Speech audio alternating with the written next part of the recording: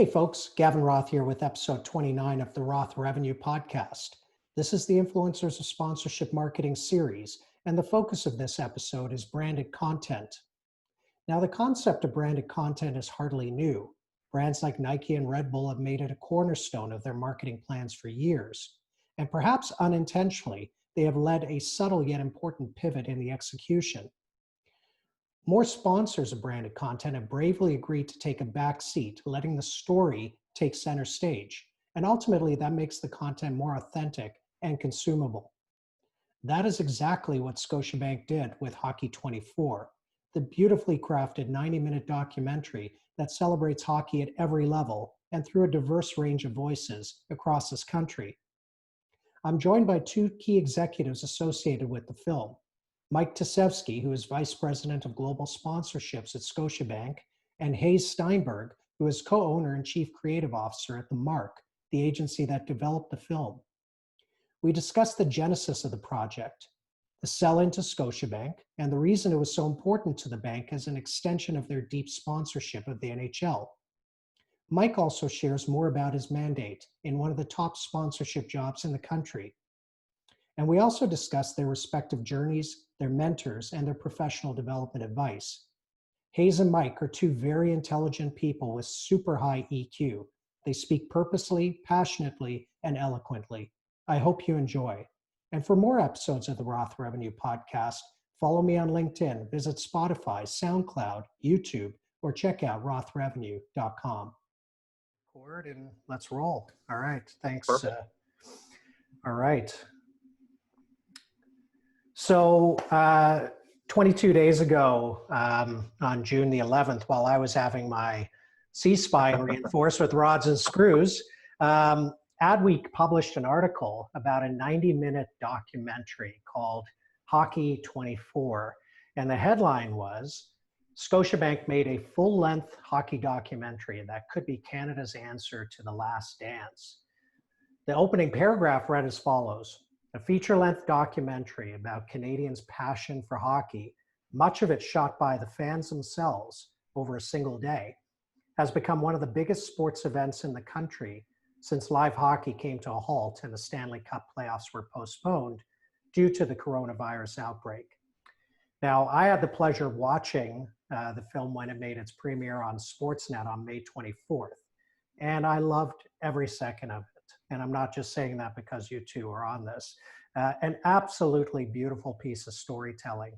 So let's flash forward to today, and it's my absolute honor and privilege to be joined by two of the forces behind the film, Mike Tasevski, who is Vice President of Global Sponsorships at Scotiabank, and Hayes Steinberg, who's co-owner and Chief Creative Officer at The Mark. Guys, thank you so much for taking the time. Gavin, thanks for having us today. Thank you. So we'll get into Hockey 24 shortly, okay? But first, I'd love to discuss your respective journeys. You both have roles that my listeners would aspire to. So Hayes, I'm going to start with you, and excuse me here, but I started my career at Ogilvy and Mather, and my dream was to be a copywriter, but my father convinced me to get a business degree instead of going to journalism school. And I ended up as a media planner and an account guy on the agency side for about 6 years, and I've been bitter ever since. So tell us, how did you get into the creative side of the agency world? And then please transition, if you can, into talking about The Mark. My intro to the industry actually came from my father as well, but in a different path. He was a divorce lawyer who had a client who owned an ad agency in Ottawa. And when my dad knew that I didn't really know what I was going to do with my life, where I was going to go with it, but he knew that I was a good writer and knew that I had a creative energy to me, he introduced me to the owner of this agency. And when I walked into the agency, it was in an old home that had been modified for an office. There was a cutting table, this is back in the 90s, but there was a cutting table where they would literally cut the ads out and put them on foam core boards to go and present to client. And while a group of people were busy doing that, there was one guy in cargo shorts, a t-shirt, a baseball cap on backwards, Birkenstocks with his feet up on his desk, looking out into the backyard of this transformed home for an office. And I looked at him and he was just like sort of dreaming up in the sky with a pencil behind his ear. And I said, what does that guy do? And the owner said, he's our copywriter. And I said, that's what I want to do. Wow, it's And, that easy? That easy, that easy. And I knew that I had to use my head and my heart. And I knew that I wanted to change people's opinions and I wanted to really get people's reactions. And with all of that put together, I thought that this was a great platform to do that. That's awesome. So for those who don't know, typically on the creative side, I'm not saying this to you guys, you tended to see, and I don't know if it's still this way, the teaming up of a designer, an art director, and a copywriter. So you were more the writing side of that, right? And did you often team up with somebody? Did you have a partner in crime, or did you kind of just float? I did. Great question. So yeah, I have. I would say that my career has been built almost on the backs of all of my art director partners. They have made me look amazing. They have made my thinking better, and I have been very fortunate to work with wonderful people. And I will say, and it'll come up again, partnership and that collaborative spirit has been cornerstone of the success of my career for sure. Good stuff. Art directors can write just as well as writers sometimes, and writers can think just as visually as art directors sometimes. Well and I think the combination of those things really powerful. So talk about the mark, and obviously you do a lot of work with Scotiabank, but for those who may not know about your agency, just a little bit about that. We think of ourselves at the Mark as a creative consultancy focused on changing behavior. And we say it that way because we really believe that creative work that breaks through will get your attention, but it has to be all for strategic and business building reasons. And when we dig into that, it is always, regardless, we're asking someone to change their behavior, to do something that they weren't doing. And so when we get into that tension, that cultural tension or individual tension, we know that we can really sort of push people to get them to do the thing we hope that they'll do. And we're a small but mighty company. We're a growing company. We often talk about how we swing above our weight. When you see a project like Hockey 24, I like to think of it, see it and think of it as, well, that must have been a big team that pulled that off. It's about 11 of us. And then, expand, bring people in because of their amazing skill sets and work with amazing partners that Scotiabank had. But we are a very tight team and we really lean on each other heavily, and happy to say that it's allowed us to pivot in hard moments, in moments when the world presents us with challenges. We feel like we're ready to take on those challenges without having to undo a lot of things. It's really just constantly moving ahead. And Gavin, as you said earlier, not a lot of looking back, a lot of looking forward. We learn from our mistakes and then we move forward. Great. And I'm really proud of the team that we have. I'm really proud of every single person that touched this project, but also all the people that I work with. Great humans who deeply care and are hardworking. And I'm really proud to be a part of that team. Yeah, life's too short to not be surrounded with great people, right? I think that's one of the best parts of, and the most important parts of the work any of us do, is just surround yourself with, or even in your personal life, right? Just positive, great people. Mike, you have one of the prize roles in all the sponsorship. Talk about how it came about, and maybe talk about your current mandate at Scotiabank. Yeah. You know what? It's I'm very fortunate. As an individual, my career path is very, very different to most people to where I am today. When I tell the story, I started in the culinary industry. People say, "Pardon?" So I'm actually a Red Seal chef. I graduated culinary school. Yes, I am. Do you know what I mean? So lucky family. Wow. You know what? I had such a passion for food, but I saw the industry very differently. I saw it as a business opportunity. I really learned from the culinary industry, from the restaurant industry. I tell you, if you can own a restaurant, run a restaurant, you can do anything. You can tackle human resources, you can tackle marketing, you can tackle budgets, you can, the most important thing, understand how to connect with consumers and have them adopt your business. And I think that was one of the biggest learnings I got out of being in that industry.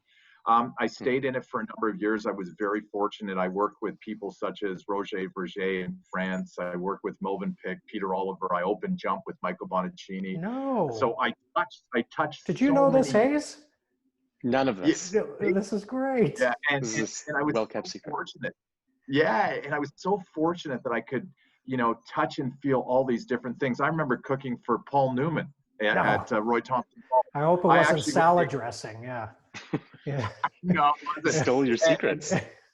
And when you look at that, I remember, graduating culinary school from George Brown. I was so proud of it. And and it just built a lot of skills. I stayed in the industry for a number of years, but once I had kids, I have two kids, very proud of what they've been able to achieve in life. And the one child in Hays-Knows is a special needs child, and she's 28. And when she was born, there was a lot of, struggles in our lives, and it kind of built us and made us better people.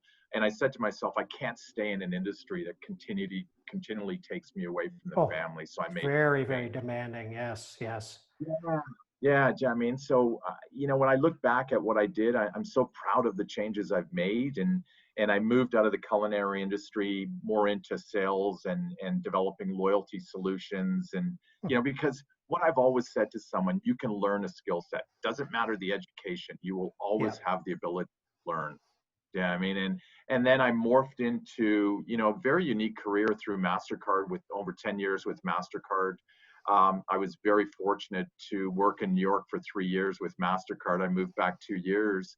And then I had an opportunity to join Scotiabank and stay in the sponsorship landscape. And very, very fortunate as an individual, but, it didn't come easy. And, part of what I say to people is you've got to create your own destiny and make the changes that you want for yourself and just be open to that change.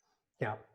Well said. So your current mandate, and what always intrigues me is when I see these, and for those who don't know, the global aspect of it, because I do follow, I've got a history working with Scotiabank, so I follow, and I know some of your colleagues and your former colleagues. You guys have partnerships with FC Barcelona, and you've got deep roots in the Caribbean and all that. Talk about just the mandate, your mandate when you came in. What defines success for you? Obviously, the NHL is a big part of that too here in Canada.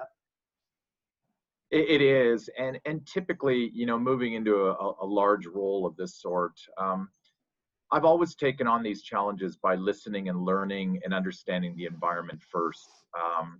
Scotiabank has done a phenomenal job with all the partners that they've brought on board. I'm very fortunate to have a portfolio that's so unique, heavily embedded in hockey to support that Canadian landscape, football in the LATAM market. You mentioned FC Barcelona. It's been an honor and a pleasure to work with that organization. They stand at a different level as it relates to sports organizations. They're more than just a football team. They're beyond that. They're an organization that tries to connect with communities, people. They try to influence change, and that's what I'm seeing more and more of. And I look at our partnerships, even our hockey partnerships. We're so fortunate to who we're partnered with. MLSE as an organization has been part of my DNA for many, many years. Even with MasterCard, I worked with them very, very closely. Sure. And I look at what's happening in the landscape. I'm so encouraged, excited for the opportunity for Scotiabank for the future and what we can do with these current properties and how we can continue to investigate to support these and prop them up even further. So, working in this role is unique, challenging, but I've got a team of individuals that I'm so proud of. It's incredible. They've been driving this for years, and I've just, got into the driver's seat now, and I will continue driving with them. That's the way I look at it. Great stuff. Gavin, if I may, please, I'd love to add something to what Mike just said. Yeah. This is about Mike, so it's relevant. But okay, all right, then it's allowed. I'll allow it. Yes. two things here. Yes. Mike joined the Scotiabank team just after this Hockey 24 idea was presented. And one of the most amazing things about Mike was, I guess, maybe his belief in and respect for community. Community means different things to different people. It'll mean different things in different conversations. But with Mike, he came in and he embraced his community at Scotiabank. They embraced him. And it's because of the way he is as a human, 100%. But when I hear Mike talk about the hockey work in Canada and the football work in LATAM, which we're also involved in and are honored to work on with Mike and his team, it is all about community there too. It's about the communities that benefit from their meaningful support in hockey or football, but it's also about the communities in each of those regions, especially in LATAM, there are so many differences in each of those countries, with each of those communities within those countries. And what Mike and team do so well is respect for community, really let the voices rise up in each of those communities, whether it's his team at Scotiabank working on it, or the branch manager in Costa Rica somewhere. The community is so important to Mike, and you feel that from Mike, and you feel it all the way across everything that he works on. And it is a beautiful part of how he manages his team, and a beautiful part how it comes alive. It reminds me, go Mike. Thank you very much. Honestly, I mean, and listen, I do it, for one particular reason, and I think I've mentioned to both of you, is it's all about the people. And it's not only the people we work with, it's as you mentioned, Hayes, it is the community. Giving back to the community, there's power in community, especially during these difficult times. And what we do with our programs, we're the voice of empathy. We reflect as a brand on the values that we bring forward. And I think that's what excites me most about what Scotiabank does, is that community means so much to them as an organization, and it means a lot to me as an individual, and what we can bring back with the team. Well said. And it reminds me earlier in my career when I was heading up partnerships at the CFL, and it's part of Scotiabank's DNA, very much so. And you're certainly carrying the mantle. But back then, mid 2000s, we came together on a partnership, Scotiabank and the CFL.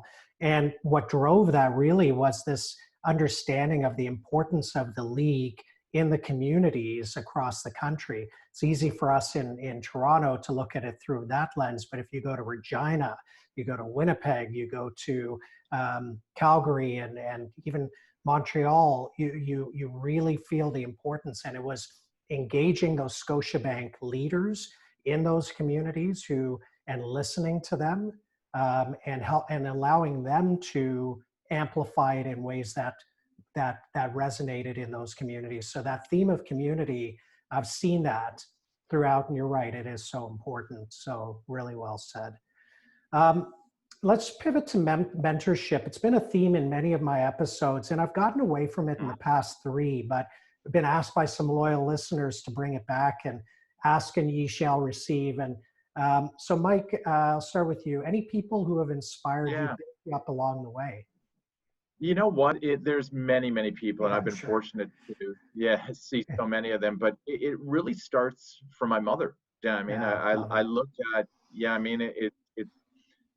I look at them coming into this country as immigrants, and what they had to do back then to really kind of bring the life that we have today, or where I am today. It wouldn't have been without my mother. She was such a strong individual, always thinking of us first, and trying to build a better life for us, because I know what they came from. And I always reflect on that, just the power in her mind and her thoughts that she brought forward every day. That to me is a powerful mentor. And not to say I haven't met many different people through my career path.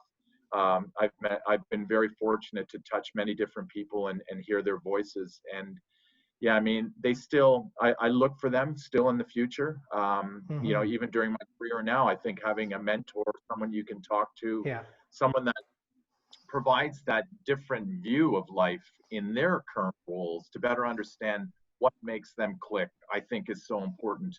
I think the last mentor that I had was Raja Manar, the CMO for MasterCard. I loved his thoughts, the way he directionally looked at, how do I take a brand to the next level? What are the thinkings? What are the people? What are the tools that I need to provide people to get to them, to have them build and strive to help me build that brand? And it's also just listening. I think having a mentor, you want to just listen to them and take those nuggets and you can bring forward. I think that's where, and I continue to reflect on some of the people I've met over my journey. It's been phenomenal. Well said. Hayes, how about you? Well, it's strange to say, but as I hear Mike speak, he's quickly becoming a mentor. Little does he know. I would also say, yeah, I mean it. I really do. Thank you. I would also, my mentors are all humanists, if that makes sense. They really take the time to understand human behavior, and that has always been very motivating to me.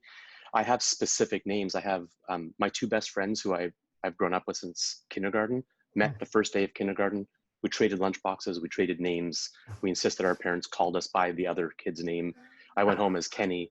My friend Kenny went home as Hayes. They had no idea what to do with us. Yeah. So my buddies Kenny and Jason are both tremendous mentors to me. They're both independently successful businessmen. They both live in Ottawa, still my hometown. They're wonderful humans with amazing families who just know how to think about this world, and they are constant sources of love and support and mentorship to me. That's so cool. Yeah, it's amazing. It's powerful. It strengthens me. So wait, are you Hayes or are you Kenny? Like who? Kenny. Yeah. What is do you have a birth certificate? I have two. It stopped at a certain point, I guess. Actually, no. We may actually flow back and forth still. Like I don't doubt that. The three of us feel like that. And then in the business, I have tremendous mentors too. And I'm going to call out three names that have been very meaningful to me. I'll say I've had great teachers. They aren't always mentors though. My teachers have taught me the good and the bad. And my mentors have all been, like I said, humans first. Creative directors at John Street for years, Angus Tucker and Stephen Jurisic. I worked with them years ago at an agency called Ammirati Puris, and they took the time to teach me the details of the smallest of things, and they really pushed me to expand my thinking and think big. And they built me up with confidence, and they were always there for me. I'll never forget them. They don't know this. I'm going to send them the link when this is done. Nice. I try to tell them, but I don't think they take it as much as it's powerful to me, if that makes sense. They're just humble guys, and I love them for it. And then Andy Mccauley is another one who, an amazing mind, part of Roche Mccauley for years, part of Zig for years, part of Rethink for years, an amazing human, an amazing strategic thinker, and a real challenger of thought in the most respectful of ways. And I'll never forget almost every single moment I ever spent with him, the way that he thought about a problem, the way that he approached other people, the way that he pushed clients, the way that he pushed himself. I couldn't have more respect for that guy. And I keep him in my life to this day, whether he likes it or not. Love it. That's such good stuff. Yeah. I love what comes out of those mentorship discussions. I never know which way it's going to go. And those are gems from both of you. Thank you. All right, so let's get into Hockey 24. I was actually going to set it up a different way, but we'll come back to the giving of voice because that I know was very important to us. So let's get into Hockey 24. I've had the pleasure of speaking at some forums pre and during the pandemic, obviously live and virtual, about sponsorship marketing trends. And one of them that I've highlighted is storytelling through branded content. And now I get it, that's not a new trend in and of itself. But there has been a subtle yet important pivot in the execution. And the sponsors of branded content have bravely agreed to take a back seat and let the story take center stage. What you used to see, and we've talked about this, is branded content, the brands used to just beat you over the head with their brand in fear that they're not going to get recognized or noticed. But this idea of just subtle integration, and ultimately, that's what makes the content more authentic and consumable. So Hayes, I want to start with you. Congrats on this amazing film. Talk about the genesis of Hockey 24 and the sell-in process to Scotiabank, which I always find interesting as well. Wow, there's a good story here. I will say that I'd like to touch on what you just said in terms of the sponsorship and the authentic integration of the brand into the branded content. I will say, for me, I sort of have two rules here. One is if there's deep relevance, and two, for that brand to be there.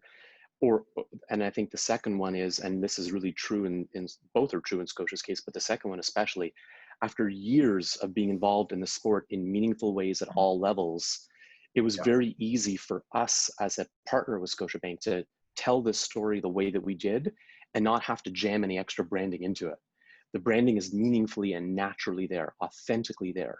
Rink boards, scoreboards, toques, jerseys. And this isn't just this year because we decided to put on a movie. this has been going on for as long as, Gavin, you talked about your CFL days and your relationship with Scotiabank. They have been doing hockey content and hockey sponsorship and meaningful hockey support since then, and even before then, you know, with magazines back in the 70s about hockey and Scotiabank. And so it's a meaningful, deep history that this brand has with the sport. And if it didn't, you would then need the relevance. Like, how does the brand fit into that sport? You know, Gatorade does it well, Nike does it well, Red Bull does it well. Those guys all do it well. But how does a bank get involved in a sport? Yeah. It happens, and it happens through all that effort and really telling those stories over years. Now, jumping to answer your question, when we first presented this idea, it wasn't universally met with enthusiasm. Mike knows. Mike met it with enthusiasm right away. But there were, it's, you know, I like to describe it this way. When you are presenting an idea as an agency, as a creative team, you go in and you really try to find all the ways to help your client see what you see, imagine what you're imagining. And sometimes that takes references. Sometimes it helps to show, well, it happened well over here for that brand, so maybe we could do something like this for your brand. Problem with that is it's a little too, it's already been done before. And so when you go in with an idea like this, I didn't have many references. And you really have to find new ways of persuading your client to see your vision for why this is strategically right for the brand and why it's right for the brand's you know, business building impact in the future. And so we had some of those conversations early on. Well, how is this going to be right? And why would it be right? And what kind of partnerships could we, you know, bring into this? And a lot of the conversations and a lot of the challenges that came from the client really helped us to shape this in the tightest of ways possible.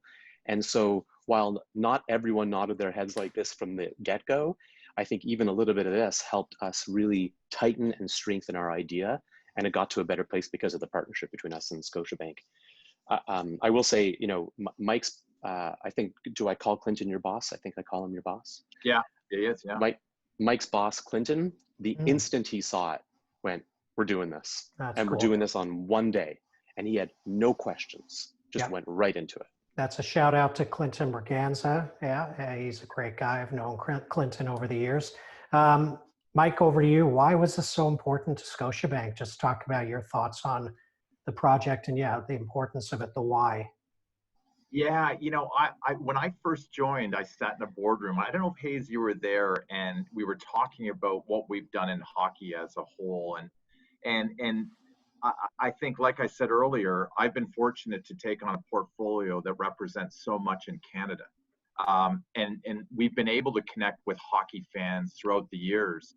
But you also have to think differently. We've built a lot of brand equity in hockey with Scotiabank. And when you look at that, you've got to think differently. Consumers want to consume things differently now too. They want to hear that storytelling. They want to hear that experiential component of how brands are supporting different businesses or communities or whatever it is. There's a laundry list of items that you can kind of reflect on. But when you look at what the film itself enabled us to do is really tell a unique story to connect what we've done over the years. So when I look at it, it's a culmination of everything coming together through this very unique film, and really saying to hockey fans and Canadians as a whole, this is what we stand for. And we want to be proud of what we've built here over the years and supporting the community. And this just kind of wove into it. When I first saw it myself too, I bought into it right away. There was no question, because you need to touch people differently, and this is a way for our brand to touch people differently. And it's a piece of art. I spoke to a news reporter about, you know, what I felt about Hockey 24. To me, what Hayes and his organization did was they actually built a piece of art. They did. A piece of art that will actually live for a long period of time. A visual piece of art. Yeah. It is. And I think when you look back and, you know, let's say 10 years from now, you can still turn this piece on and it still has relevance. So us as a brand to be associated with that, we're fortunate. So I'll look back at this 10 years and I'll say, boy, Scotiabank had an opportunity to connect with consumers and people within that hockey landscape, not only hockey, but people in general that have a passion for what this did on connectivity and connecting people. And that's the way I envisioned it. Even when I first saw it, I was, so excited for the team to continue working on this, and look at the culmination. At the end is what we've got. Like I said, a great piece of art. So when the three of us had a pre-chat about this podcast, a theme emerged that I absolutely loved, and we all agreed, let's bring it forward today. And that theme is giving a voice to others. Hayes, it really stood out in Hockey 24 as a storyteller. You gave a voice to so many groups who are either disadvantaged or marginalized. Speak to the power and the importance of that. For starters, I knew that I had a client team that was going to be very receptive to this. Scotiabank, it's in their DNA. They just, they've always been an organization that open arms differences and welcomes in people, and the differences are celebrated and respected and, often amplified. And I've always really respected that about all of the people there, all the people that I've worked with. I will say though that I grew up on hockey, Ottawa boy with a Montreal dad who, we went to see the Canadians when I was young. We played at our local rink in our neighborhood, outdoors till 2 a.m. with friends and uncles, and hockey was in my blood growing up. And so I have been exposed to many a hockey story. Well, we didn't want to tell the same stories that we had seen before. So it was a real focus of ours to try to tell lesser known stories, lesser told stories. And what that meant was finding the lesser obvious places to even tell those stories, the least less obvious places to tell those stories. So when looking for stories and doing our story mining process, we brought journalists on to our team to help us find stories that hadn't been told, and help us find, the storytellers that hadn't been given that voice before. And whether that was people who are visible minorities, or people with a visual impairment even, or people who have different physical abilities, it was really important to us to bring all those stories to life in authentic ways that respected their journey, that would then be a compelling story for, the audiences to watch. That was our goal. That was our priority. Beautiful. And it came out so perfectly. I didn't know, it was just a wonderful stitching together of the fabric of hockey at every level and through every lens. And so you nailed it. So kudos on that. And Mike, you shared with us a leadership philosophy that embraces this notion of empowerment. Either you can welcome to pick up a little bit on what Hayes said, but I'd love you to speak about or elaborate on that leadership and empowerment philosophy. I loved what you told us in our pre-conversation. Yeah, my whole career, I've never been about hierarchy. I feel that everyone has to have a voice at the table, and you want to empower people to grow. I think that's the key thing for me. You look at some of the people coming up, some of our youth now, and the power in their voices, and the younger generation has changed differently. When I was growing up, they're have larger voices, and I absolutely love that. And idea thinking, and for me, it's all about everyone's got an idea. Let them put that on the table at the end of the day. I don't restrict in any way, shape, or form. And I think, Hayes, you could have seen me during meetings. I embrace change. I embrace people bringing their voice to the table. Doesn't matter what level you're at, where you stand in an organization, you should all have the power to speak. And what that does is help people grow. It allows people to really understand, I have the ability to do what that individual can do in that seat. I want to kind of strive to that position as well, and he's giving me the opportunity to do it. And I've always seen that. I've been fortunate. I've trained a lot of people over my career, and I've always had that philosophy. Even when I owned my own businesses, that's even tougher, because at that point you're putting your business in the hands of a junior individual, and you're saying, take the power and run my business. And that's risky. You got to admit that is risky. But I've done it, and I've been able to succeed in that way. And I've seen some of these people grow. They own their own businesses now. And how proud can you be as an individual to see that happen? Good stuff. Yeah, Mike, having you on, I'd be remiss if we didn't cover some sponsorship insights and philosophy. Sure. The NHL is set to return. Looks So like excited. two Canadian cities will be the hubs. I mean, whoever heard the Yeah. term hub city, another term we could add to No. our 2020 list of new terms, hub cities. Very cool. I'm intrigued personally by what innovations we're going to see from sponsors and media rights holders. Maybe how does the new normal in sports change the way Scotiabank approaches your sponsorship of the NHL? Yeah, I'm a bit of a techno geek, so I'm really excited for all the change that is taking place. I think sponsorship in the past was all about you'd get a partner phone you and say, "Do you want to buy this rink board? Do you want to buy this logo on the field, or do you want to do this?" It's changed so much, and it's so exciting. You know, the way I envision it is, the way consumers will consume media, the way they, a partner will connect with consumers will be different. The cashless environment, I'm hearing more and more of that. Yes. Which is very unique. And I embrace that, because when you look at it, that gives you or the partner the ability to connect differently. There's another stream. The biggest thing that we hear quite often right now with the changing landscape of sponsorship is we can't answer every question because there's so many unknowns. We're excited that hockey's coming back. I think we hear so many new acronyms or so many new words being used to kind of establish what you're going to do in the future.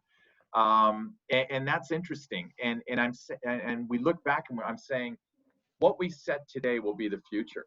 And that's exciting because it's going to be different to the old sponsorship. The way we do things, the way we connect with the consumer, the rink boards, the digital screens, the mobile devices, when someone sits in the seat, what do they do? So we're excited about the journey, and we're excited to kind of tackle this new norm, as everyone puts it. Who in the government plays a role. There's so many people playing different roles right now to really kind of set the stage for the future, and the future will be different, but I think we're going to embrace it in a big way and just follow the path and continue to understand what we can do bigger and better through this new normal. As a viewer sitting at home, because we obviously can't go and sit in the seats yet, are there any kind of broadcast or streaming innovations you're hearing about that you can maybe tease, or is that still kind of to come?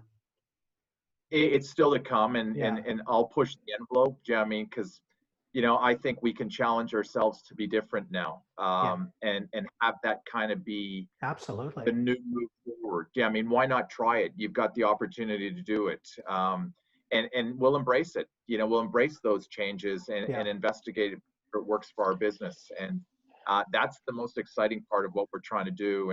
And even in all our portfolios, I've seen how a lot of these organizations have really pivoted their business. Hot Docs is a perfect example. Where the hot docs, really you're going to a cinema, but you're not now. You're going to your TV or your couch or your digital devices, and consuming what they brought forward in a brick and mortar location is now being brought forward digitally. So it's exciting.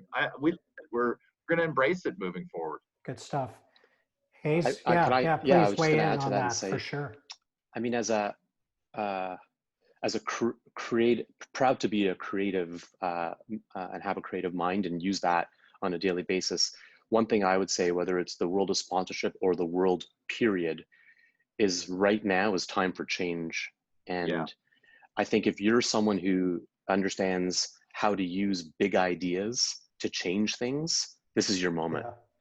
And if you don't, sorry, but the world's going to keep moving and keep changing, and you either are a part of it or you aren't. And I think in hockey and basketball, you and I are both, you and I are both diehard Raptor fans. So huge.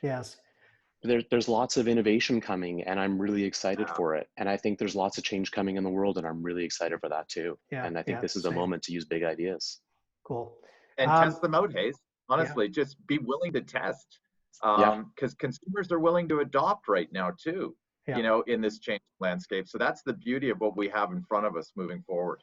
Yeah, one of the things I'm hearing is a little bit more access, right? And it's interesting because I'm sure you guys followed it, but the NBA, Adam Silver's concerned that given the intimacy of an NBA game and broadcast, you're going to pick up language that is not suitable for viewers, right? It's True. different than the Bundesliga or La Liga, where there's a little bit more space and you don't pick up the banter from the players. But this idea of miking up coaches, miking up, or piping in fan sound, miking up the players, could be good, could be challenging. I'm intrigued to see which way that goes. I don't know if you guys have heard anything on that front or comment on that access aspect. And that goes back to the testing. I think there's going to be some learnings there as well. The PGA is executing it fairly well right now. It's interesting.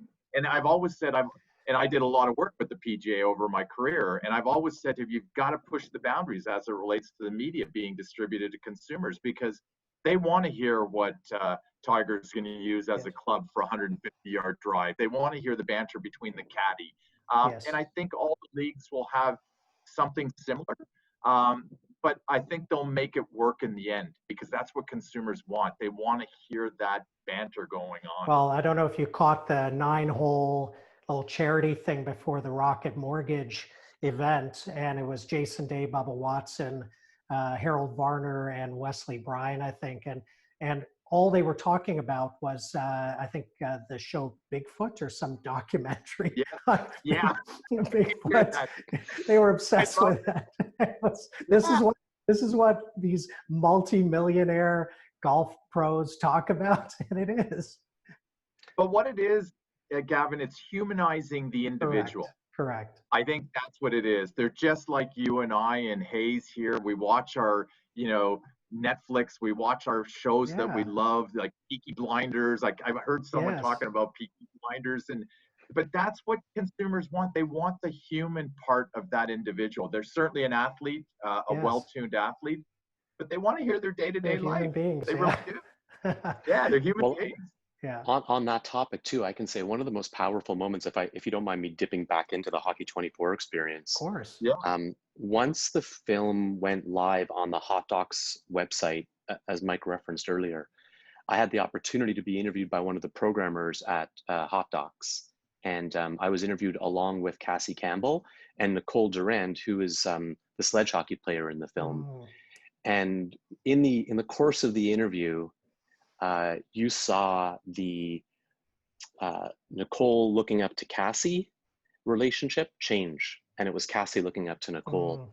And one of the most amazing parts of this film, maybe the moment we're in our human history, is that, to Mike's point, the humanizing of our heroes is really, and maybe this is, true and pure to one of his earlier comments, there is no hierarchy.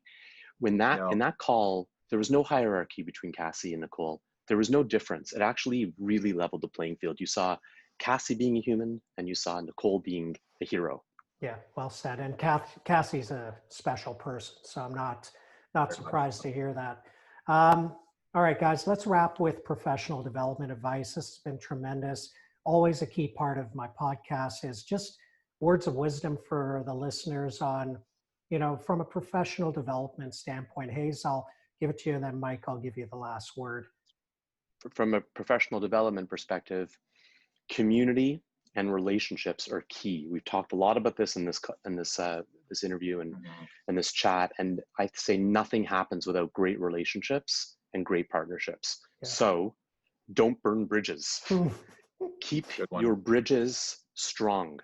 Yeah. You never know when that two-way relationship is going to benefit you. And regardless of what happens with my future with Mike or with Scotiabank, I hold my relationships dear to me out of respect and out of care. And I think that's something that everyone should be really mindful of, is keep your relationship strong. That's number one. Yeah. Number two, keep your head down and do the work. Don't get political. Don't worry about other things. Do the work, and everything else will follow. Yeah. Raises will follow. Promotions will follow. Unbelievable opportunities will follow. Just do the work. I would also say, leave no stone unturned. Be super curious and always push. I would also say hire people that are smarter than you. You know, we talked about before having a great team around you. I only am capable of what I am because of the people that are around me, and they're usually smarter, and I really appreciate that. Yeah. Yeah, and just I guess always keep a positive attitude. That is one of Mike's, I think, cornerstones. Oh yeah. You don't see Mike get negative. You don't see Mike complain. There is no room for it. No, there's not. No.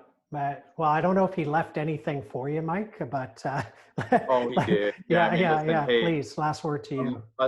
you know, I concur with all his thoughts, but I think for me is, and I always say this to a lot of people that I meet, is embrace change, and embrace change in a very positive outlook. Take your mind and say, can I do it? Can I find the people to help me get there? And that's the way you grow as an individual, but also, as Hayes mentioned, really looking at the journey through a positive lens. I think looking through a positive lens allows you to really think differently. Because then you can overcome all those challenges and say to yourself, I can do it. And I tell a lot of the kids coming up, moving into their new careers, that's the way you should embrace it. And constantly put that on your mind, because you will win at the end of the day, but win in a very thoughtful and collaborative way with people. Always think about that. The thoughtfulness is so important in the journey, and respecting what everyone's environment is around them, because we don't know what happens in our lives every day, or I don't know what happens in yours every day. Yeah. So just respect that is what I look for. So but those are really kind of the values that I look forward to every day, and I open the door in the same way through a positive lens. I'll come into your door every day looking the same way. I won't change, and I think that is so important. And that's really the way our mantra of living life is. Well said. It's funny. Yeah. It's funny too. You know, if you don't mind me like picking on you Yes. for a second, Mike. There's an interesting contrast in embrace change, but stay true to the things that you believe in. Right. Yeah, you're right. You're right. So true. Yeah. It is Well so said. true.